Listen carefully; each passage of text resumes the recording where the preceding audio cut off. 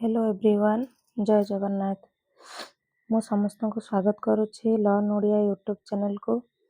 आशा करे समस्ते भलरे थिबे। पिला माने आज आम आलोचना करबा कविवर राधानाथ रायंकर महाजात्रा काव्यर प्रथम सर्ग को, जहाँ 4th सेमिस्टर ओडिया पिलांकर एग्जाम पाई अति गुरुत्वपूर्ण विषय। महाजात्रा जहाँकि अमित्राक्षर छंदरे रचित एक असंपूर्ण काव्य, पौराणिक विषय विन्यास मध्य दे आधुनिकतार प्रथम वार्तार एक सफल परिप्रकाश। यह उत्कल प्रभा पत्रिकार धारावाहिक भाव प्रकाश पाइथिला, मात्र असंपूर्ण रही जाइथिला। यार सर्ग संख्या हेउची 7। महाजात्रा काव्यर प्रथम सर्गरे कवि सारला देवी को स्तुति करिसेंती। प्रभासरे यादव वंशर विनाश सहित कृष्णଙ୍କ महाप्राण समाचार शुणी द्रौपदी और भाई मान समत शोकमग्न होइछंती युधिष्ठिर। सेमानंकु मृत्यु काल पाश आकर्षिबा पूर्वरु भाई मानंकु नेई कालको अन्वेषण करबाकु स्थिर करिछंती। हस्तिनार सिंहासन रे परीक्षितकु और इंद्रप्रस्थरे वज्र को अभिषिक्त करी युधिष्ठिर जुजुत्सुଙ୍କ ठारे राज्य परिचालना भार न्यस्त करिबा एवं सेमानंक लालन पालन और रक्षार दायित्व सुभद्रांक ठारे अर्पण कले। वसुदेव, बलराम और कृष्ण प्रभृति उद्देश्य रे जलांजलि दान और श्राद्ध कर्ममान संपादन करि सारी बाल्यगुरु कृपाचार्य को परीक्षित कर शिक्षाभार अर्पण कले।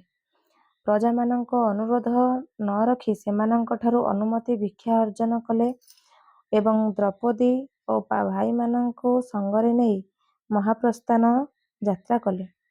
से समस्ते निजर अंगरु भूषण मान काढ़ीदेले। संसार विसर्जनर सयोचित दान धर्म आदि विधिमान समापन कले एवं गृहर अधिष्ठित देवता अग्नि को जल विसर्जन करी महाजात्रा आरंभ कले।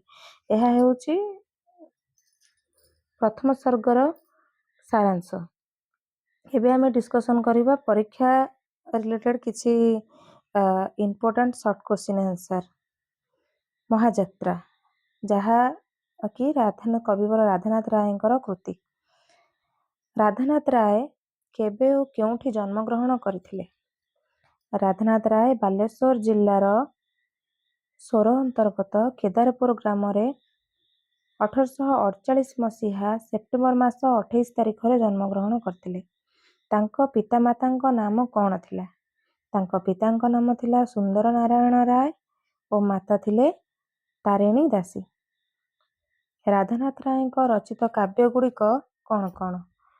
तांकर काव्य गुड़िक हैला केदार गौरी, प्रथम काव्य भाव केदार गौरी 1885 मसीहा, चंद्रभागा, नंदीकेशरी, उषा, पार्वती, चिलिका जहाँकि गोटे खंड काव्य, महाजात्रा, दरबार एक व्यंगात्मक काव्य इत्यादि रचना।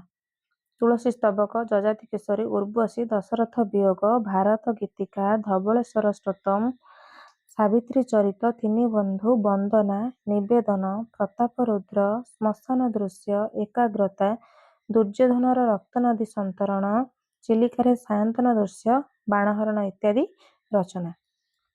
राधानाथ राय को क्यों उपाधि दिया जाए? राधानाथ राय को कविवर उपाधि प्रदान करा जायतिला।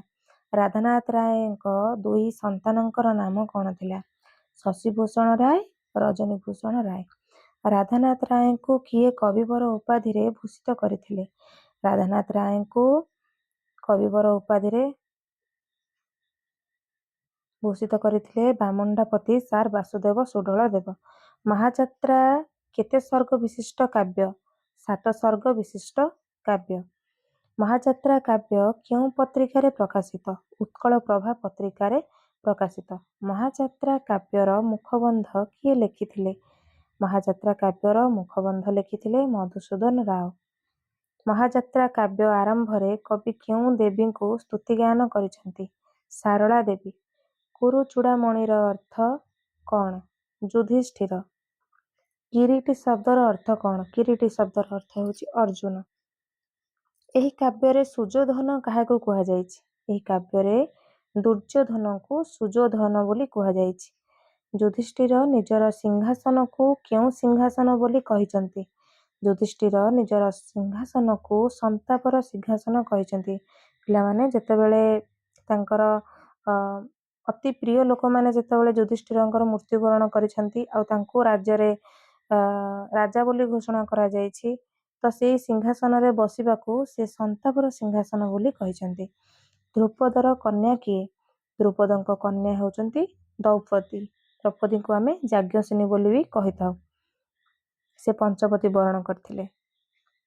ଏହି କାବ୍ୟରେ ମାଦ୍ରୀ ନନ୍ଦନ କାହାକୁ କୁହାଯାଏ?